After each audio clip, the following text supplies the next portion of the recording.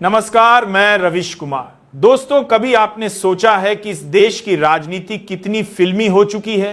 कभी लगता है कि यह कोई सस्पेंस थ्रिलर है, तो कभी यह किसी ऐसे नाटक की पटकथा बन जाती है जिसमें एक ही खलनायक बार बार नए वेश में सामने आता है। और इस वक्त जो घट रहा है वह किसी और कहानी की तरह नहीं, बल्कि सीधे सीधे सत्ता की नींव हिलाने वाली पटकथा है। राहुल गांधी की पदयात्रा शुरू होते ही सत्ता की बिसात पर मोहरे ऐसे बिखरे कि नरेंद्र मोदी और अमित शाह जैसे लोग जो खुद को अपराजेय मानते थे, आज जनता की अदालत में कटघरे में खड़े दिखाई दे रहे हैं। ये वही मोदी हैं जो कहते थे कि 56 इंच का सीना है, और ये वही शाह हैं जिन्हें राजनीति का चाणक्य कहा जाता था। लेकिन आज हालत यह है कि जनता उनसे सवाल पूछ रही है कि आपके चाणक्य की चालें क्यों धरी की धरी रह गईं। और यह सवाल अब सिर्फ देश में ही नहीं बल्कि दुनिया भर में गूंज रहा है। देश की राजनीति में एक ऐसा धमाका हुआ है जिसकी गूंज पुरानी दिल्ली की गलियों से लेकर वॉशिंगटन के पावर कॉरिडोर तक सुनाई दे रही है। कभी जिन्हें अछूत माना जाता था, जो क्षेत्रीय नेता कहकर दरकिनार कर दिए जाते थे, वहीं आज राष्ट्रीय राजनीति की धारा बदल रहे हैं। नीतीश कुमार, चंद्रबाबू नायडू और राहुल गांधी की तिकड़ी ने एक ऐसी गुप्त मीटिंग से खेल शुरू किया जिसने बीजेपी की जड़ों को हिला दिया। उस मीटिंग की तस्वीरें आपके पास नहीं आईं क्योंकि गोदी मीडिया को वहां घुसने की इजाजत ही नहीं थी। लेकिन उस मीटिंग में जो बीजेपी की जड़ों को बड़ा करने की बड़ी गुप्त मीटिंग से पार्टी साबनी, कागज खुले, जो फाइलें सामने आईं, उन्होंने सत्ता के सबसे ऊंचे दरबार में खामोशी फैला दी। नीतीश कुमार के हाथ में वह फाइल थी जिसमें घोटालों की कहानी थी, सत्ता के दुरुपयोग की सच्चाई थी और लोकतंत्र की हत्या के दस्तावेज थे। यह फाइल कोई आम फाइल नहीं थी, यह जनता की टूट चुकी उम्मीदों और कुचल दिए गए सपनों की गवाही थी। दोस्तों, जब यह खबर बाहर आई तो अंतर्राष्ट्रीय मीडिया ने इसे भारतीय राजनीति का सबसे बड़ा भूकंप बताया। लंदन से वॉशिंगटन तक अखबारों में छपी हेडलाइन थी, इंडिया's टॉप लीडर्स जेल्ड इन अनप्रेसिडेंटेड मूव। सोचिए, जिस देश को मोदी बार बार विश्व गुरु कहकर प्रचारित करते रहे, उसी देश की राजनीति की यह सबसे बड़ी हेडलाइन बन गई। मोदी की एक कथित चिट्ठी वायरल हुई जिसमें उन्होंने कहा कि यह कार्रवाई राजनीति से प्रेरित है। शाह ने संदेश भेजा कि हम डरने वाले नहीं हैं, लेकिन असली सच्चाई यह है कि डर अब जनता के दिल से निकल से बादिया था चुका है और डर अब सत्ता के गलियारों में समा गया है। आज दिल्ली की सड़कों पर जो नजारा है वह किसी जन आंदोलन से कम नहीं। लाखों लोग तिरंगे के साथ खड़े होकर कह रहे हैं कि लोकतंत्र की जीत हो चुकी है। राहुल गांधी मंच से बोलते हैं, यह तो बस शुरुआत है। नीतीश कुमार कहते हैं, सत्ता सेवा का माध्यम है, मालिक बनने का नहीं। और प्रियंका गांधी नारा देती हैं, देश बदलेगा, अब सच चलेगा। यह आवाजें अब केवल भीड़ की आवाजें नहीं रह गईं, यह सत्ता की नींव में पड़ रही दरारों की गूंज हैं। लेकिन दोस्तों, यह सब आपको टीवी स्टूडियो में क्यों नहीं दिखता? क्योंकि टीवी स्टूडियो में बैठे चमचे नेताओं की जय जयकार में उलझे रहते हैं। वहां सवाल पूछना मना है। अगर सवाल पूछो तो पगार कट जाती है, और अगर जयकार करो तो प्रमोशन मिल जाता है। यही कारण है कि जब तिहाड़ जेल के बाहर लोकतंत्र का जश्न मन रहा था, तब टीवी चैनलों पर बहस चल रही थी कि मोदी जी की गिरफ्तारी राष्ट्रहित में है या नहीं। सोचिए, इस देश का कितना बड़ा दुर्भाग्य है कि लोकतंत्र बचाने की लड़ाई को भी राष्ट्र विरोधी बताया जा रहा है। उधर बीजेपी के भीतर खलबली मच चुकी है। जो नेता कल तक मंच पर मोदी मोदी के नारे लगाते थे, वे अब बंद कमरों में यह सोच रहे हैं कि अगर यही हालात रहे तो हमें भी नई राह चुननी पड़ेगी। शाह और मोदी की गिरफ्तारी ने पार्टी की रीढ़ तोड़ दी है।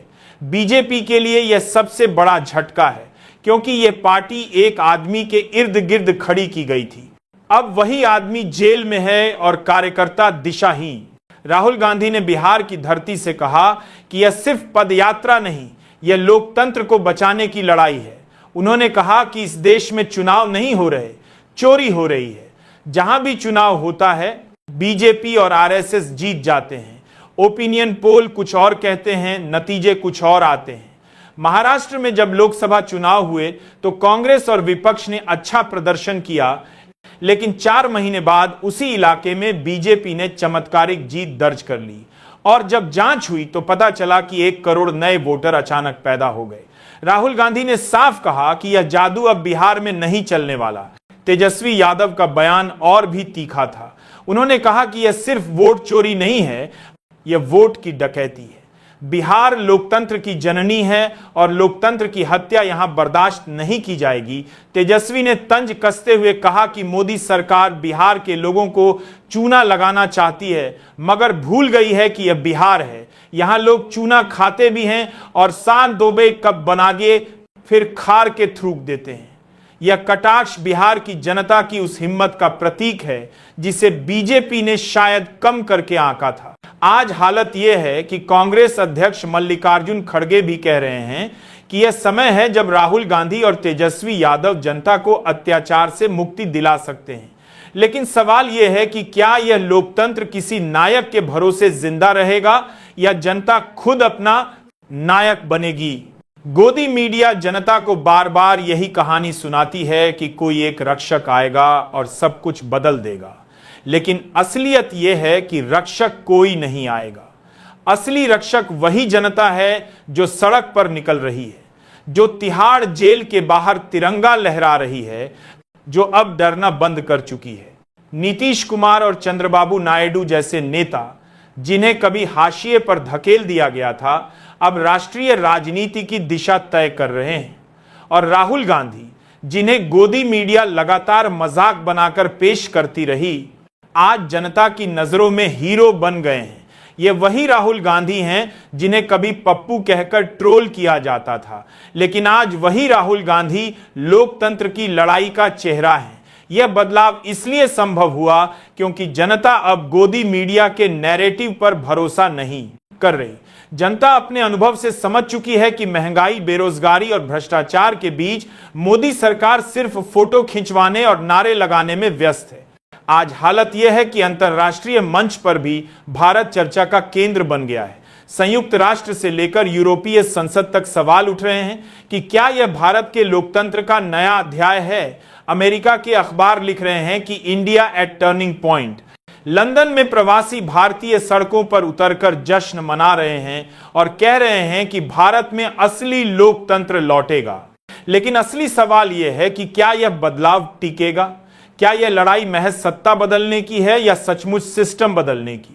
राहुल गांधी बार बार कहते हैं कि हम सिर्फ सत्ता बदलने नहीं आए हैं, हम सिस्टम बदलने आए हैं। लेकिन दोस्तों, यही सिस्टम सबसे बड़ा खलनायक है। यही सिस्टम है जहां संस्थाएं पंगु हो चुकी हैं। यही सिस्टम है जहां मीडिया खरीदी जा चुकी है। यही सिस्टम है जहां चुनाव की मशीनरी पर जनता का भरोसा खत्म हो चुका है। और इस सिस्टम को बदलना आसान नहीं है। दोस्तों, इस पूरी कहानी में सबसे बड़ा सबक यही है कि सत्ता का घमंड आखिरकार टूटता है। 10 साल तक मोदी और शाह ने सोचा कि जनता हमेशा उनके नारों में उलझी रहेगी। उन्होंने सोचा कि महंगाई और बेरोजगारी जैसे मुद्दे दब जाएंगे। उन्होंने सोचा कि जनता की हमेशा मार्गित गर्बन से हिंदू मुसलमान के नाम पर वोट मिलते रहेंगे। लेकिन आज जनता कह रही है कि अब रोटी चाहिए, नौकरी चाहिए, शिक्षा चाहिए, इलाज चाहिए। अब नारे नहीं, असली काम चाहिए। तो दोस्तों, ये लड़ाई सिर्फ विपक्ष और सत्ता के बीच नहीं है, ये लड़ाई जनता और सत्ता के बीच है। ये लड़ाई उस लोकतंत्र को बचाने की है जो धीरे धीरे खामोश कर दिया गया था। और जब जनता बोलती है तो सबसे बड़ी ताकतवर सरकार भी खामोश हो जाती है। आज मोदी सरकार की हालत वही है। ये लड़ाई अभी खत्म नहीं हुई है, ये तो बस शुरुआत है।